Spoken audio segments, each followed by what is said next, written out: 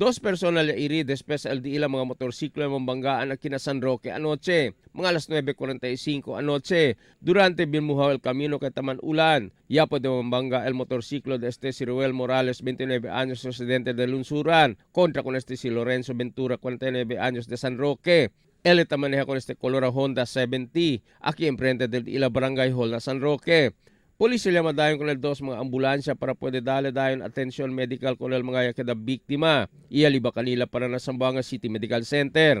Asigun con el investigador, si Roel Morales se anda pa arriba mientras si Lorenzo Ventura el paabahada. Cuando eliga aquí na Barangay Hall, yaman banggaan niya sila. Investigador imbestiga ba si Kengad el culpable kanila. Pero mientras tanto, yaman daanay kanila liyoba para na hospital para kurada medikal.